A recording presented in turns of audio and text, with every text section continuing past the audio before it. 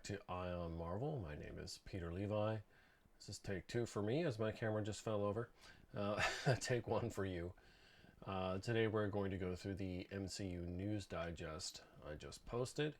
The original article will be in the description down below. And yeah, let's hop to it. The first story I wanted to go over was the news that Falcon and Winter Soldier's showrunner, Malcolm Spellman, is going to write Captain America 4, which of course will feature Falcon as Captain America. This news is something I think that was deliberately held back until the end of the show, but I suspect it had been decided upon quite some time ago. I'm not very happy with the results of Falcon and the Winter Soldier, and by that I mean I think the storytelling is not very good. So clearly I'm not that happy that Spellman is writing the upcoming film. However, I have reminded myself that WandaVision showrunner Jack Schaefer, who also had similar story writing problems in her show, wrote Black Widow, but her script was tossed into the dumpster. It actually caused a delay in filming. There were so many problems, and now she just has a story credit, as others have rewritten the thing entirely. So we can hope that for Spellman, there will be some magic there to fix his propensity to do poorly. What that story will be, I don't know. Unfortunately, other than giving him the shield and a pretty goofy new outfit, Falcon as a character, or Sam Wilson I should say, has not changed at all. I'm sure part of that's deliberate, so for people who didn't see the show, he's not going to seem very different other than the shield. But yeah, I don't know what you do with that character. His adventures as Captain America in the comics have never been particularly popular. So your best Captain America material is obviously from Steve Rogers. I mean, that's what they used in the show in part. So yeah, I don't know what they'll do. I don't know who he'll be punching or why, other than it won't be Batroc. Will they have Torres as a sidekick, or will it be Bucky? I'm not sure. I think you kind of need Bucky. I don't think Sam Wilson's popular enough to carry a film on his own, but we'll see. After this story dropped, it came from The Hollywood Reporter. Deadline chimed in to remind us that they scooped Chris Evans returning a few months back, but they opinion that whatever project he's coming back for is separate from what Spellman is doing, so it's separate from Captain America 4, and that makes perfect sense to me. You do not want the Chris Evans Captain America appearing in an Anthony Mackie Captain America film. Pardon me, one character is massively more popular than the other, so you don't want the audience seeing a better version and asking for that instead of what they're getting. So that makes sense to me. I think it's much more likely Evans is coming back for something like Secret Wars, or something similar to that. Another iteration of Cap. I don't think anyone needs to see him as Old Man Cap ever again. We might. Maybe in Captain America 4 we will. You know, he'll be like, "Good job, Sam," and that'll be about it. But we'll have to wait and see. After this came out, Lizzie Hill, who works for Charles Murphy, wondered if Bucky will become Nomad, because Murphy scooped that Nomad and Nomad IP was in process some months ago. But she's just speculating based on a few lines in Falcon the Winter Soldier. I don't think that means very much. I would be very interested to see Chris Evans come back to portray that character. He'd have to be from the multiverse. That'd be interesting. There's some things you can do with that. Although it doesn't make a whole lot of sense with a Sam Wilson Captain America. So maybe that is, maybe that is the road for Bucky, whose story really, all that happens is he's fine now. PTSD is over. He apologized to people. Crossed the names off the list. So maybe that's what they want to do with him. I really like Sebastian Stan, so if that's the way I get him back, sure. But I feel like that's a pretty tenuous set of speculation. Dovetailing back to Falcon, though, how is it done? Well, one thing we know for sure is, in terms of social media chatter, it has been about half, maybe a little less, of what WandaVision was in terms of generating discussion. Now, how that translates to ratings is harder to say. The initial Nielsen figures for week 1 were not great. The figures for week 2 were. Week 3 is up, but it's not clear if it was posted correctly. If you look at the list, you can see there's some data entry error problems there. So I'm not sure if it maintained or not. And we also have no idea how it did in terms of subscription retention or subscription additions, which is ultimately what's going to matter to Disney more than anything else. It doesn't matter whether I liked or disliked a show. Ultimately, the raw numbers are what matters most.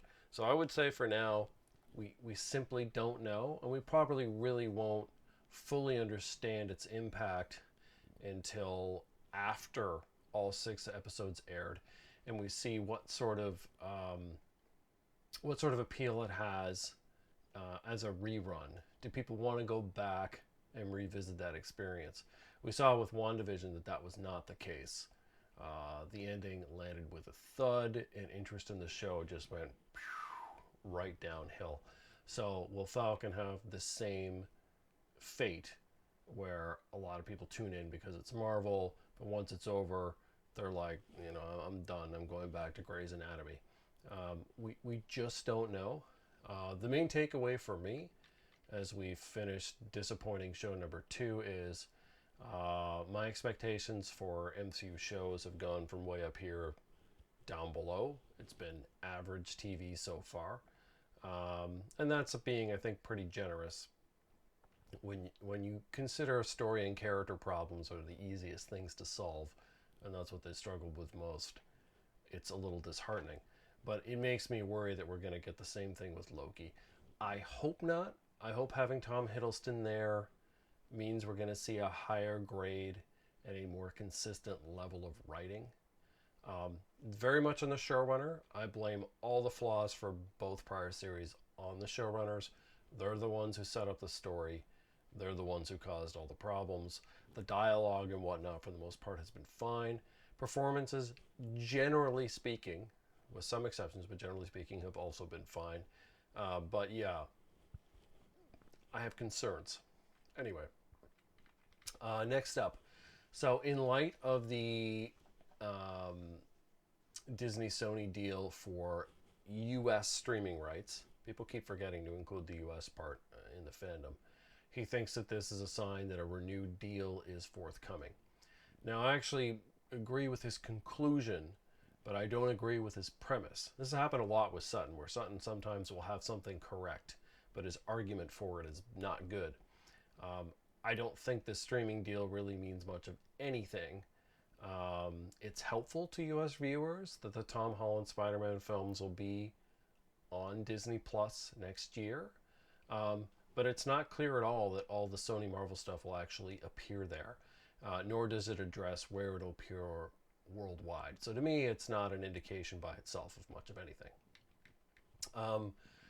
Nick Santos from that hashtag show, a man who unabashedly will take Sutton stuff. We don't know if this guy has any sources or not yet. We can't disprove his stuff yet. We can't approve of it. We're just not sure. Keep that in mind. However, he had a pretty long take about Norman Osborn coming to the MCU. I think I'll actually read it, even though it's fairly long. I think it's worth considering. So here's the quote. We know Norman, played by Willem Dafoe in the Raimi films, is making his MCU debut. Many people have questions about what this means for the MCU. Part of this new deal means that Marvel has access to characters that they didn't have before. Norman Osborn / Green Goblin was one such character. Disney and Marvel Studios have wanted to use him, but his rights were exclusive with Sony, meaning Sony were able to use him in full, but Marvel Studios, up until last week, couldn't.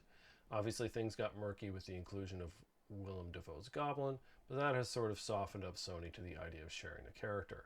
Marvel Studios' plan was to bring in Willem Dafoe as the primary villain for Spider-Man 3, but I can exclusively share that because of this most recent deal, there now exists a separate version of Norman Osborn in the MCU.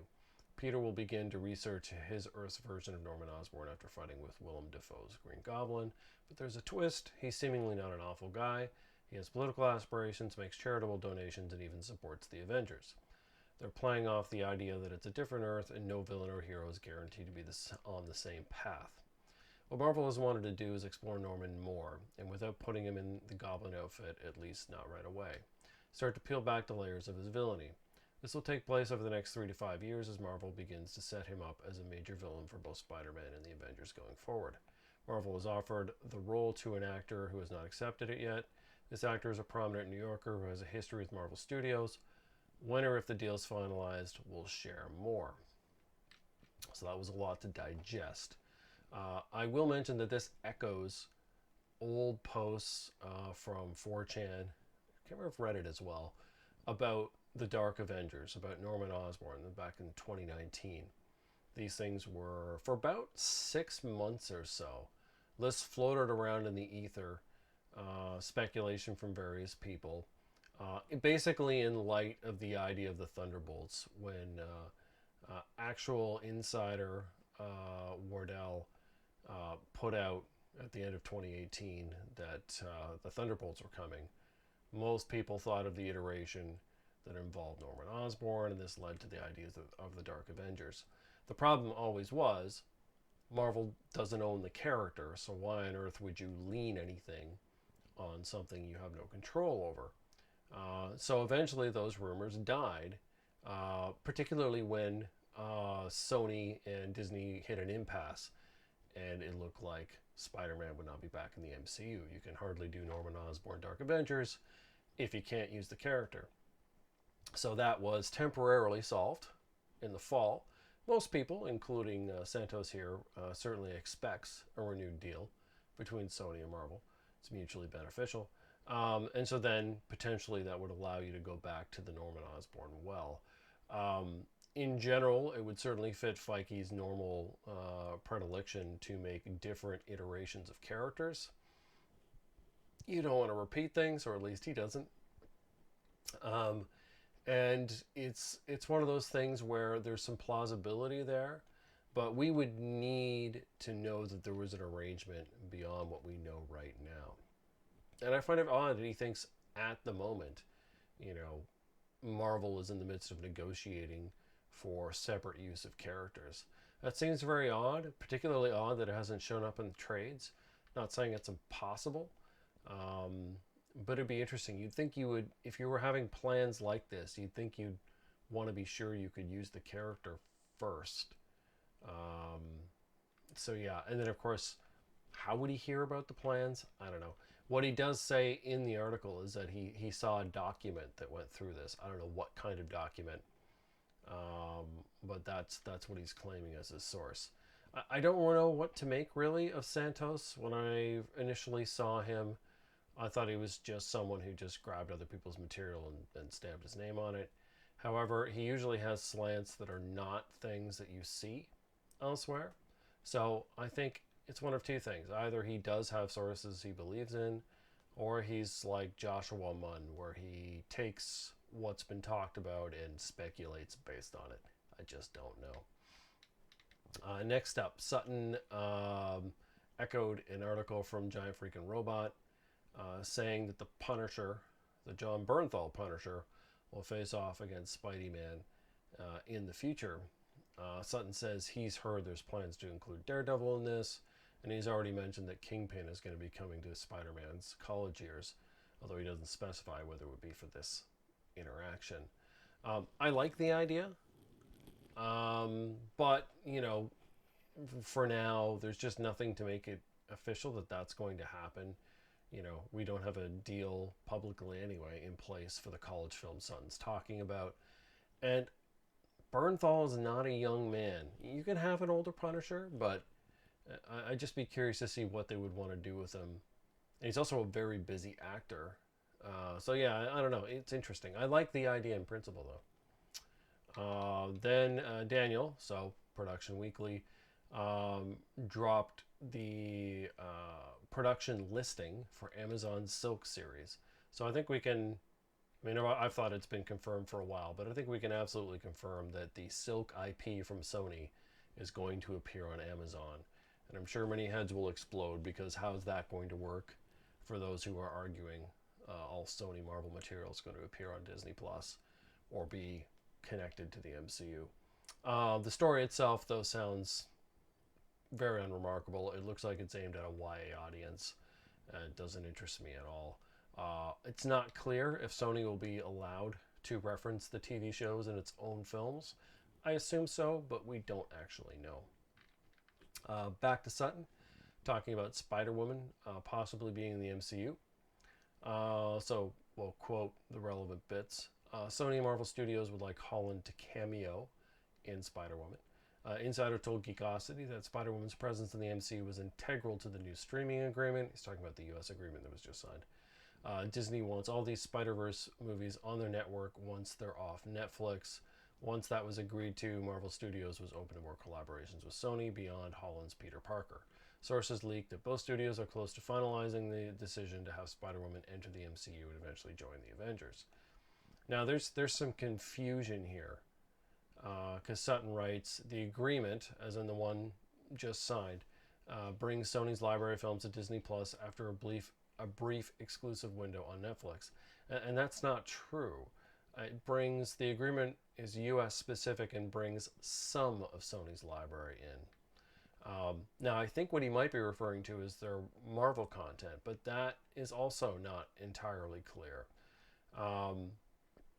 And then he also says questions about whether Sony Spider-Verse spin-offs being connected to the MCU seem to have been answered. But do they when Silk's on Amazon? There's also reason to think that the Into the Spider-Verse sequel is going to Netflix for the deal they signed with Netflix, so that would not be Marvel. And some speculation that Morbius will go there too. So we need further clarification, and we have to remind ourselves that that deal is US specific. Next up, Sutton believes that the reveal that Russell Crowe is playing Zeus is confirmation of his story that Hercules will have his own Disney Plus show. He believes a cameo in Thor 4 is likely, which I think is plausible. And he believes the Hercules show will borrow from the 1982 Bob Layton miniseries, which was fairly comedic. Next up, a Kamala Khan blog, a Miss Marvel blog called Miss Marvel News, claims to have a scoop about the show. It basically talks about how Red Dagger is going to be different. It's more of an organization, and so the Red Dagger character is going to be a little different. Maybe. I don't care. I don't really care about the show still. You know, you can read it if you want. We then had a ton of 4chan supposed leaks about Spider-Man 3 in particular. I posted, I think, 4. None of them, well, the first 3 are not very plausible. The fourth one, it's fine, but it's also kind of vague, doesn't take us very far, so you know, you can read them if you wish. There was a 4chan for Armor Wars. This one was a bit more plausible. Justin Hammer and Crimson Dynamo as the main opposition, with the show serving as a launch pad for Ironheart, which I think is very likely. The one thing it includes that I think is weird is that it says Marvel is trying to flesh out the Anthony Mackie, Don Cheadle chemistry to replicate some of the Iron Man Captain America magic. Don Cheadle's a million years old. He's not going to be around that long. I don't know why you'd want to work on that as something, but sure. We then had a general MCU post from 4chan, which I also think is, you know, a mishmash of other people's material. We had a She-Hulk 4chan post, which unfortunately refuted itself. And then we had, finally, a Doctor Strange 2 post by someone whose first language was not English. Again, I didn't think it was particularly plausible, but we went through it just to be thorough and to track if these rumors go elsewhere.